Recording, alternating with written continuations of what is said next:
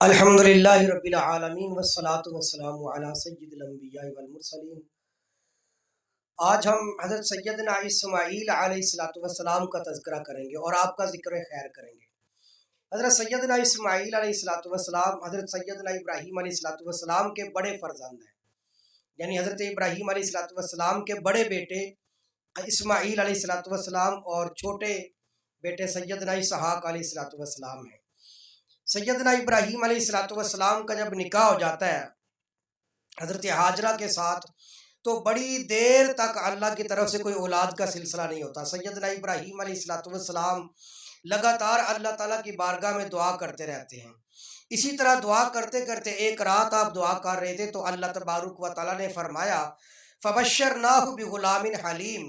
کہ ہم اے ابراہیم علیہ السلام آپ کو ایک ایسے بچے کی خوشخبری سناتے ہیں جو بڑا تحمل مزاج والا ہوگا، بڑا حلم والا ہوگا۔ تو اس آیت مبارکہ میں اللہ تعالیٰ نے اپنے خلیل ابراہیم علیہ السلام کو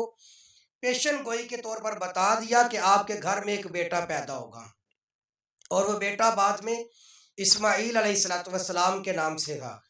حضرت سیدنا ابراہیم علیہ السلام کی 87 سال جب عمر ہوئی تھی تب جا کر سیدنا اسماعیل علیہ السلام پیدا ہوتے ہیں۔ سیدنا اسماعیل علیہ السلام ابھی بالکل چھوٹی عمر کے اندر ہی تھے تو اللہ تبارک و تعالیٰ کی طرف سے یہ حکم ہوا کہ جب حضرت حاجرہ اور حضرت سارہ کی آپس میں نہ بن سکی تو حضرت سارہ نے کہا کہ ابراہیم تم حاجرہ کو میرے سامنے نہ لایا کرو، اس کو کہیں اور جگہ پر لے جاؤ۔ تو حضرت ابراہیم علیہ السلام کو یہ بات پسند نہیں آئی، لیکن اللہ تعالیٰ کی طرف سے حکم ہوا کہ ابراہیم علیہ السلام تمہارے لیے بہتر یہی ہے کہ آپ حاجرہ کو یہاں سے لے جائیں۔ تو تب جا کے سیدنا اسماعیل علیہ السلام اپنی والدہ حضرت حاجرہ رضی اللہ تعالیٰ عنہ کے ساتھ سیدنا ابراہیم علیہ السلام ان کو لے کر جو ہے نا وہ شہر مکہ کی طرف تشریف لے جاتے ہیں، اور شہر مکہ کے پاس جہاں پر آج کل بیت اللہ ہے، جہاں پر کعبہ موجود ہے، اس کے قریب سیدنا اسماعیل علیہ السلام کو اور آپ کی والدہ سیدہ حاجرہ علیہ السلام کو چھوڑ دیتے ہیں، اور کچھ پانی کی کچھ انتظام کر دیتے ہیں اور کچھ کھجوریں وغیرہ ان کو دے دیتے ہیں، اور پانی اور کھجوریں دینے کے بعد سیدنا ابراہیم علیہ السلام وہاں ان کو چھوڑ کر جانے لگتے ہیں۔ تو سیدہ حاجرہ ان کے پیچھے پیچھے آتی ہیں اور کہتی ہیں کہ ابراہیم علیہ السلام آپ کہاں پر جا رہے ہیں؟ آپ ہمیں یہاں پر چھوڑ کر جا رہے ہیں جہاں پر کوئی پانی کا انتظام نہیں ہے، جہاں پر کوئی گھاس کا انتظام نہیں ہے، جہاں پر کوئی انسان نہیں ہے،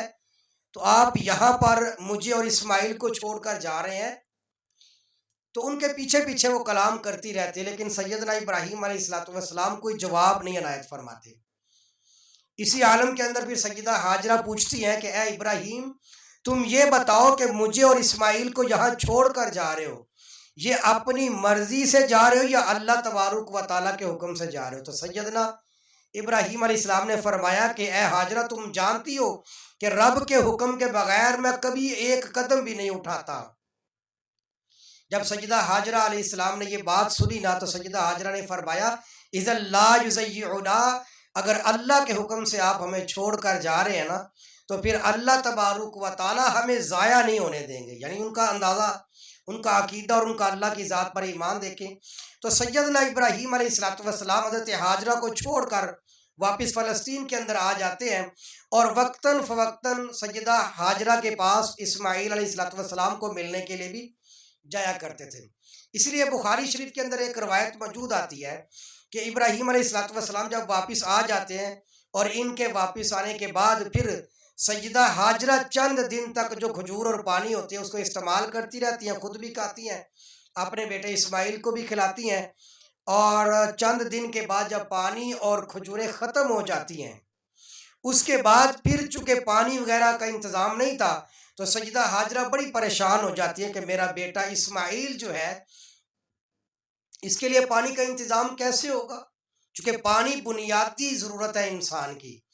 تو سیدہ حاجرہ نے جب دیکھا کہ پانی کا انتظام نہیں اور سیدنا اسماعیل علیہ السلام کو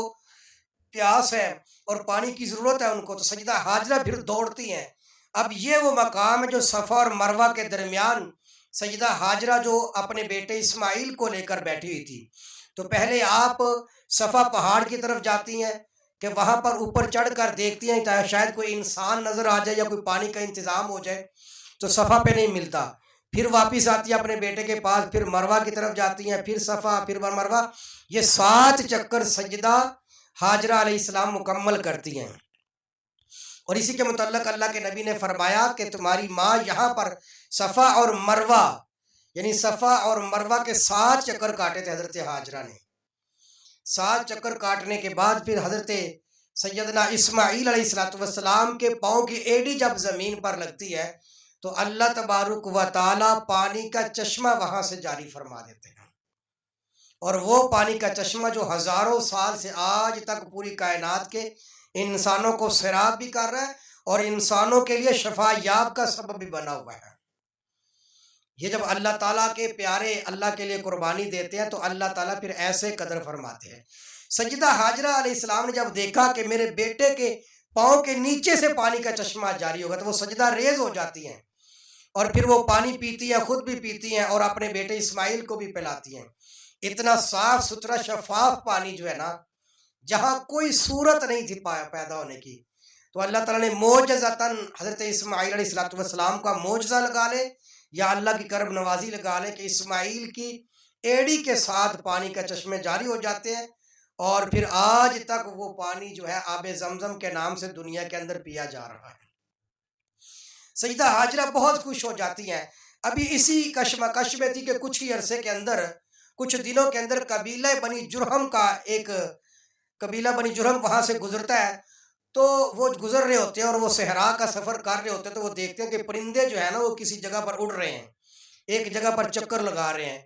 تو یہ قبیلہ بنی جرہم سمجھ جاتا ہے کہ یہاں پر کوئی پانی کا انتظام ہوگا جو پرندے وہاں پر اڑ رہے ہیں۔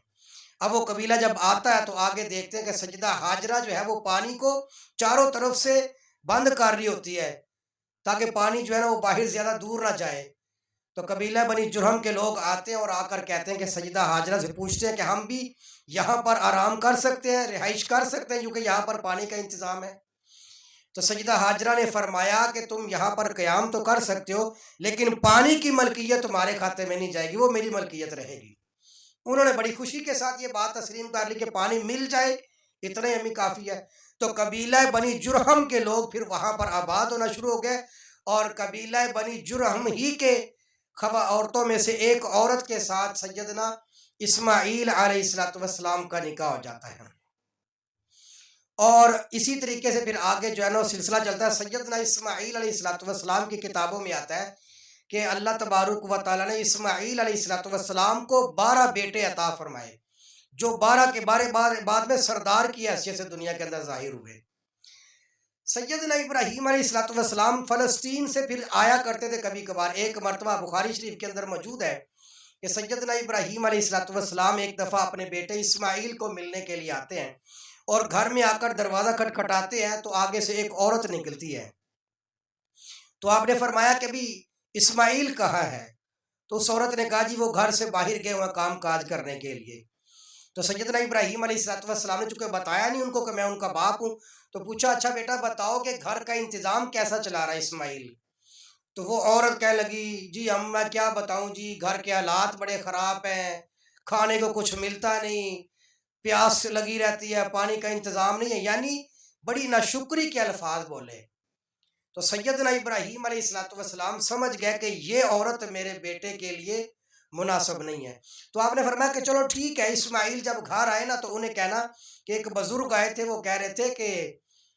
اپنے گھر کی چوکٹ کو تبدیل کرو۔ سیدنا اسماعیل علیہ السلام گھر تشریف لاتے ہیں تو وہ دیکھتے ہیں کہ گھر میں کوئی ایسی صورتحال ان کو نظر آتی ہے کہ کوئی بزرگ گھر میں آیا۔ وہ پوچھتے ہیں کوئی آیا؟ کہتے ہیں جی ہاں کوئی آیا تھا گھر میں، اور وہ کہہ کے چلے گئے تھے کہ اسماعیل اپنے گھر کی چوکٹ کو بدلو، یہ ٹھیک نہیں ہے۔ تو سیدنا اسماعیل علیہ السلام نے فرمایا کہ وہ گھر کی چوکٹ تم ہی ہو، لہٰذا میرے والد کہہ کر چلے گئے کہ تمہیں چھوڑ دوں، لہٰذا آج سے تم مجھ سے جدا ہو جاؤ۔ یعنی اندازہ لگائیں کہ اللہ کے نبی سیدنا ابراہیم علیہ السلام کس قدر رحم فرمانے والے، کرم فرمانے والے اور کس قدر شفیق دل رکھنے والے تھے۔ لیکن آپ نے بھی فرمایا کہ جو عورت اپنے شوہر کی عزت اور قدر نہیں رکھتی یا اس کے لحاظ اور اس کی عزت کا خیال نہیں کرتی تو ایسی عورت کو رکھنے سے بہتر ہے کہ اسے چھوڑ دیا جائے۔ سیدنا ابراہیم علیہ السلام نے چند جملے سن کر فیصلہ فرما دیا۔ اسی طرح پھر اتفاقاً دوبارہ جب کبھی آتے ہیں ابراہیم علیہ السلام اسماعیل کو ملنے کے لیے، تو پھر دوبارہ اسماعیل گھر میں نہیں ہوتے، تو پھر اسماعیل علیہ السلام کے بارے میں پوچھتے ہیں، تو ان کی زوجہ کہتی ہے، یعنی دوسرا نکاح جب اسماعیل نے کیا تو آپ نے فرمایا کہ اچھا اسماعیل کدھر ہے؟ تو ان کی زوجہ نے کہا جی وہ تو کہیں کام کاج کے لیے گئے ہوئے ہیں۔ تو ابراہیم علیہ السلام نے فرمایا کہ اچھا بتاؤ گھر کا اخراجات کیسے چل رہے ہیں؟ اس نے کہا جی اللہ کا شکر ہے، اسماعیل بہت محنت کرتے ہیں، گھر کا نظام بڑا بہترین چل رہا ہے۔ ابراہیم علیہ السلام نے فرمایا کہ کھانے میں کیا ملتا؟ کہنے لگی گوشت کھاتے ہیں ہم،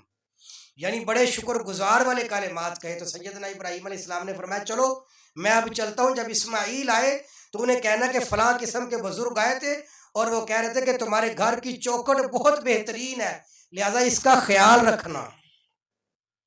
تو اندازہ لگا لیں کہ سیدنا ابراہیم علیہ السلام نے بھی ان عورتوں کے کلمات کو سن کر فیصلہ فرما دیا، یعنی جو عورت اپنے شوہر کی غیب کے اندر اور غیر موجودگی کے اندر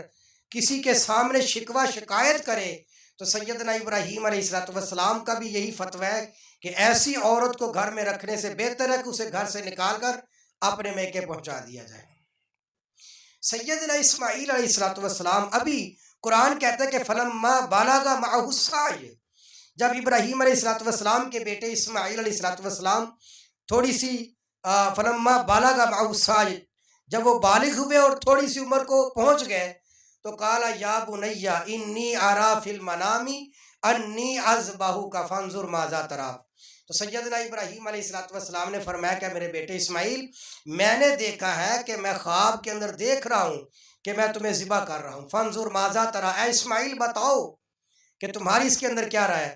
قال یا ابت افعل، فرمانے لگے اسماعیل اے ابا جان آپ کو جو حکم کیا گیا ہے، ما تو عمر، جو آپ کو حکم دیا گیا وہ اس کے مطابق کرے، ستاجدنی انشاءاللہ من الصابرین، میرے رب نے چاہا تو میں انشاءاللہ تعالیٰ صبر کرتا رہوں گا۔ تو سیدنا اسماعیل علیہ السلام نے اپنے بیٹے اسماعیل کو زمین پر لٹایا اور چھری ہاتھ کے اندر ہے اور ذبح کرنے لگتے ہیں، چھری پھیرنے لگتے ہیں، تو اللہ تعالیٰ کی طرف سے جبرائیل امین آتے ہیں اور آ کر کہتے ہیں قد صدقت الرؤیا، اللہ نے فرمایا کہ ابراہیم تم نے اپنا خواب سچا کر کے دکھا دیا، انا کذالک نجزی المحسنین، ہم اسی طرح نیکی کرنے والوں کو بدلہ دیتے ہیں، لہذا تم اسماعیل کو چھوڑو، اور یہ آپ کے پیچھے ایک مینڈا کھڑا ہوا ہے، لہذا اس مینڈے کو ذبح کر دو، تم مینڈے کو ذبح کرو گے تو میں ایسے تمہیں اجر عطا کروں گا جیسے تم نے اپنے بیٹے اسماعیل کو ذبح کر دیا ہے۔ یعنی اللہ نے فرمایا کہ ان ھذا لہو البلاء المبین، ابراہیم یہ تمہارے لیے بہت بڑی آزمائش تھی۔ تو اللہ تعالیٰ نے پھر آزمائش لی، تو ابراہیم علیہ السلام تو آپ جانتے ہیں کہ پھر اللہ کے خلیل تھے، تو ابراہیم علیہ السلام نے کہا اللہ جی یہ ایک بیٹا ہے، 1000 بیٹے ہوتے تو مولا تیری ذات کے لیے قربان کر دیتے۔ ابراہیم علیہ السلام تو ایسی حیثیت رکھنے والے تھے۔ اب یہ معاملہ ہوا، یہی وہ وجہ تھی کہ پھر سیدنا اسماعیل علیہ السلام کی قربانی اللہ کی بارگاہ میں ایسی مقبول ہوئی، ان کی جگہ پر مینڈا ذبح کر دیا گیا، اور آج تک اسلام کے اندر، شریعت اسلامیہ کے اندر جو ہے نا وہ 10 ذی الحج کو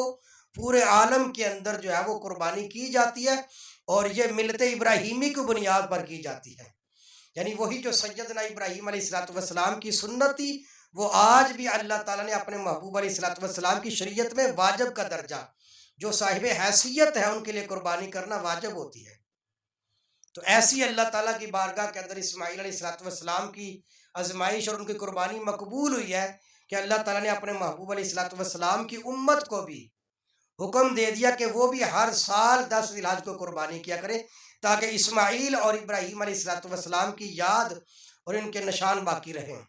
سیدنا اسماعیل علیہ السلام کو ایک شان اللہ نے یہ بھی رکھی ہے کہ پھر اللہ تعالیٰ نے فرمایا قرآن مقدس میں کہ اے ابراہیم علیہ السلام آپ کعبہ کو تعمیر کریں، تو سیدنا اسماعیل علیہ السلام اور ابراہیم علیہ السلام دونوں مل کر کعبہ کی تعمیر کرتے ہیں۔ سیدنا اسماعیل علیہ السلام مزدوری کا کام کرتے ہیں، سیدنا ابراہیم علیہ السلام مستریوں والا کام کرتے ہیں، یعنی کعبہ کی دیواریں بنا رہے ہیں، اور اسماعیل علیہ السلام پتھر اٹھا اٹھا کر ابراہیم علیہ السلام کو پیش کر رہے ہیں۔ تو دوسرے الفاظ میں یوں کہوں گا کہ سیدنا اسماعیل اور ابراہیم علیہ السلام وہ شخصیات ہے کہ جنہوں نے کعبہ کو تعمیر کیا، اور کعبہ کو تعمیر کرنے کے بعد آج تک جتنے مسلمان وہاں پر حرم میں جا کر نماز پڑھ رہے ہیں، حرم میں بیت اللہ کا طواف کر رہے ہیں، سب کا اجر و ثواب جہاں ان بندوں کو مل رہا ہے، وہاں اللہ تعالیٰ سیدنا ابراہیم اور سیدنا اسماعیل علیہ السلام کو بھی عطا فرما رہے ہیں۔ کتنی بڑی ان کی نیکی اللہ کی بارگاہ میں۔ اسی طرح قرآن پاک میں آیت مبارکہ میں آتا ہے کہ جب حضرت ابراہیم علیہ السلام ہاجرہ اور اسماعیل کو حرم کے پاس چھوڑ کر جا رہے تھے نا، تو ابراہیم علیہ السلام ظاہری بات ہے کہ بیٹا بیٹا ہوتا ہے، اور ہاجرہ بیوی تھی، لیکن اللہ کے حکم سے جا رہے تھے، تو ابراہیم علیہ السلام نے اللہ کی بارگاہ میں کہا ربنا انی اسکنت بواد غیر ذی زرع عند بیتک المحرم، مولا تیرے حکم سے میں اپنے اہل و عیال کو تیرے مقدس گھر کے قریب چھوڑ کر جا رہا ہوں۔ ربنا لیقیموا الصلاۃ، اس لیے کہ مولا تاکہ یہ لوگ نماز قائم کرتے رہیں، فاجعل افئدۃ من الناس تہوی الیہم، مولا لوگوں کے دل اس گھر کی طرف مائل کر دیجیے گا، وارزقہم من الثمرات، یہاں کے رہنے والوں کو پھل عطا کیجیے گا، لعلہم یشکرون، تاکہ وہ تیرے شکر گزار بن جائیں۔ ربنا انک تعلم ما نخفی وما نعلم، اے ہمارے رب ہم جو کچھ چھپاتے ہیں اور جو کچھ ظاہر کرتے ہیں، مولا تو سب کچھ جاننے والا ہے۔ پھر سیدنا ابراہیم علیہ السلام نے اللہ کی بارگاہ میں دعا کیا الحمدللہ الذی وہب لی علی الکبر اسماعیل و اسحاق، مولا میری اخیر عمر کے اندر، بڑی عمر کے اندر بھی جا کر مولا تو نے مجھے اسماعیل عطا کر دیا، تو نے مجھے اسحاق عطا کر دیا، یا اللہ تیرا اس بات پر میں شکر ادا کرتا ہوں۔ تو سیدنا اسماعیل علیہ السلام ابراہیم علیہ السلام کے بڑے بیٹے ہیں، اور انہی کی ایڑی سے نکلا ہوا پانی کا چشمہ آج بھی پوری دنیا کے اندر لوگ بطور شفا کے پیتے ہیں، اور پوری دنیا کے اندر بطور برکت کے لے کر آتے ہیں، اور ایک ایک گھونٹ لوگ پیتے ہوئے اللہ کا شکر ادا کرتے ہیں۔ یہ سیدنا اسماعیل علیہ السلام کی امتحانات اور جو قربانیاں تھی، ان کا صلہ اللہ تعالیٰ نے ان کے اہل و عیال اور خاندان کے اندر رکھ دیا۔ سیدنا اسماعیل علیہ السلام اخیر وقت کے اندر تورات کی اگر روایات کو دیکھا جائے تو وہ کہتے ہیں کہ فلسطین ہی کے اندر حضرت سیدنا اسماعیل علیہ السلام کی قبر مبارک بنی تھی، جبکہ تفسیر ابن جریر کے اندر اگر اسلامی تاریخ کو دیکھا جائے تو تفسیر ابن جریر والا تو یہ لکھتا ہے کہ حضرت سیدنا اسماعیل علیہ السلام اور سیدہ ہاجرہ کی قبر حرم کے قریب قریب ہی کہیں پر بنی ہے۔ اللہ تبارک و تعالی ہم سب کو انبیاء کرام علیہ السلام کی اتباع کرنے کی توفیق عطا فرمائے۔